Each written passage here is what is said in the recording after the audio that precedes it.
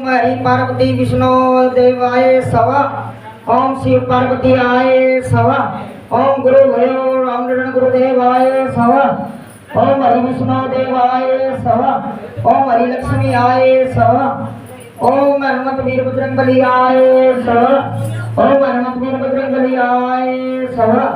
ओम गुरु भयो रामचंद्र गुरुदेव शंकरानंद गुरुदेव आय सवा। ओम हरि कृष्ण राधे कृष्ण आय सवा। ओम राधा कृष्ण आय सवा। ओम मदनी पुत्र हनुमान आय सवा। ओम भोर भोए सवा। ओम हनुमत वीर बजरंगबली आय सवा।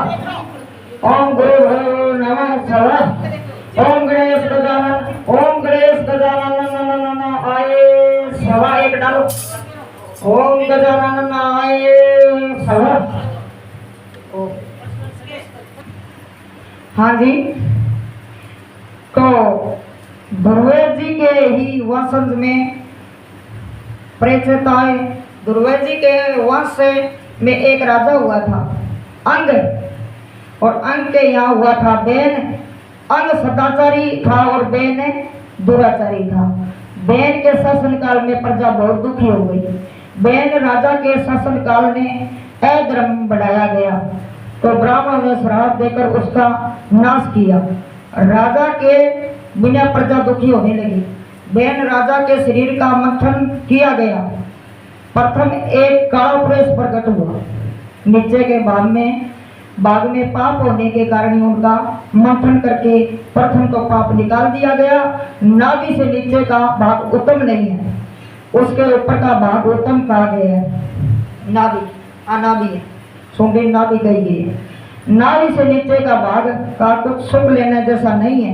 मनुष्य के ऊपर का भाग पवित्र है, पवित्र है। फिर ऊपर के पवित्र भाग का भावों का मथन वेद मंत्रों द्वारा किया गया। उसके पृथु महाराज का प्रगट्य हुआ। विश्व बेन राजा सो बेन दुखी कर रहा था। उस मेरे एक पृथ्वी महाराज का प्रगट्य होगा। श्रीधर स्वामी ने कहा है कि लोगों भावों का मथन किया, अंत अर्चर्य भक्ति रूप पृथ्वी महाराज प्रकट हुए। यदि हृदय का मथन किया गया होता तो साक्षात नारायण प्रकट होते। पृथ्वी महाराज अर्चन भक्ति के स्वरूप है। अंत उनकी रानी का नाम है अर्ची है। अर्चन भक्ति के पृथ्वी श्रेष्ठ है, वे नित्य महाअभिषेक करते हैं। अंत उनके शासन काल में प्रजा सुखी हुई। उन्होंने अश्वमेघ यज्ञ भी किया। इस यज्ञ का अश्व को बंधन रहित करके उसकी इच्छा अनुसार घुमाया जाता है। यदि अश्व कहीं बाधा न जाए तो यज्ञ में उसका बलिदान किया जाता है। उसका बलिदान किया जाता है।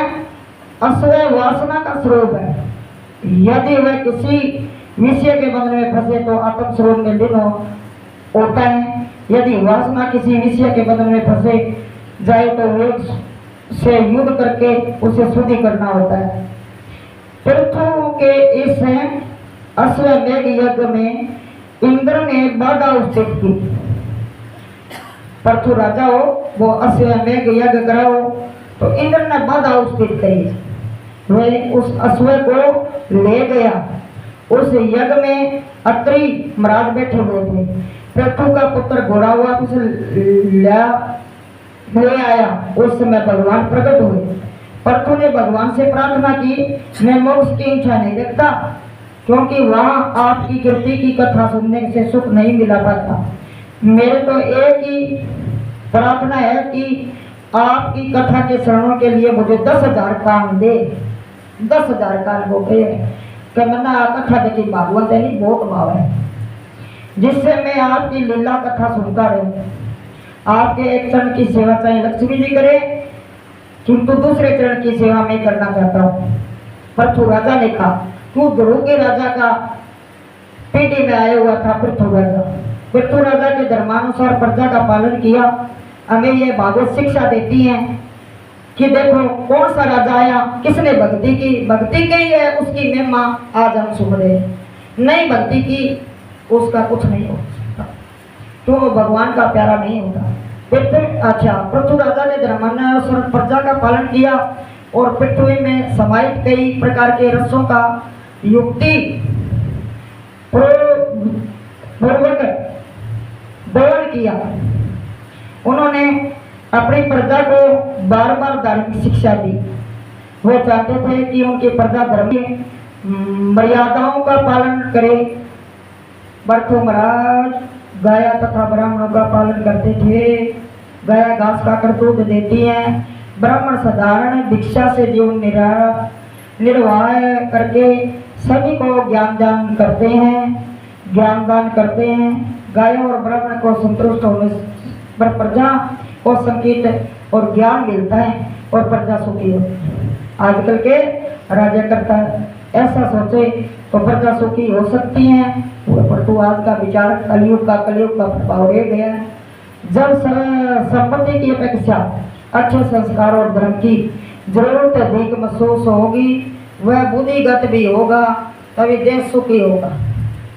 तो पृथु महाराज एक बार रानी अर्ची के साथ बैठी हुई थी। पृथु महाराज एक बार रानी अर्ची के साथ बैठी हुई थी। वहाँ संत कुमार आए। उनके सत्संग में राजा को वैराग्य उत्पन्न हुआ। वे अर्ची के साथ वन में गए। पृथु महाराज स्वर्ग में गए। संत कुमार के उपदेश से उन्होंने वनवास लिया। प्राचीन काल में तो राजा भी राज त्याग करके वन में बसकर प्रभु भजन करते थे, किंतु इस अर्थ का है भोग प्रदान काल में वनवास करने की इच्छा किसी को होती ही नहीं। फिर सुख शांति मिले तो कैसे मिले। आज किसी ने घर छोड़ने की जरूरत नहीं है, मन साफ करने की जरूरत है। घर बैठे भक्ति प्राप्त कर सकते हैं। ये हमारे रामनारायण गुरु जी कहते थे कि घर बैठे सब मन से जीव जो भक्ति करता है उसको भक्ति प्राप्त होती है और आगे मुक्ति पूर्ण मुक्ति मिलती है। मोक्ष मुक्ति से बढ़कर पूर्ण मुक्ति है। अब राजा प्रथा के बात कहेंगे। पृथु के बताए उनका पुत्र विजितासु है। कौन पुत्र था पृथु का? विजितासु है। राजा बना। वे 3 बंधु थे, हरियंश, धूम्रक, केश और वर्क। इसके बचाए अंतर्जान के यहाँ है वीराधना और है वीरदन के यहाँ प्राचीन ब्रह्म राजा हुआ। प्राचीन ब्रह्म राजा के यहाँ प्रचेता हुए। प्रचेता नारायण सरोवर के किनारे आए और नारजी ने उनका रुद्र गीता का उपदेश दिया। नारजी ने रुद्र गीता का उपदेश दिया। उससे भगवान शंकर प्रसन्न हुए और उन्होंने राजाओं से कहा कि तुम तप करो। बिना तप किए सीढ़ी नहीं मिल पाती। तप न करने वाले का पतन होता है। शंकर भगवान ने ऐसा आज्ञा देकर ऐदर से आओगे। शंकर के बताए हुए शतोत्तर का जाप करते हुए प्रचेता तपश्चर्या करने लगे। आज है सत्संग की जरूरत। आज सत्संग की जरूरत है। कलयुग में सत्संग बड़ी बताई गई। नारजी ने उस समय ब्रह्मराज से प्रश्न किया, तुमने यज्ञ तो नेक किए, क्या तुम्हें शांति मिली? राजा जी ने कहा नहीं। बड़ी राजा ने कहा नहीं राजा जी तो फिर तुम यज्ञ क्यों कर रहे हो? राजा मुझे प्रभु ने बहुत कुछ दिया है, अब मैं यज्ञ कर रहा हूँ।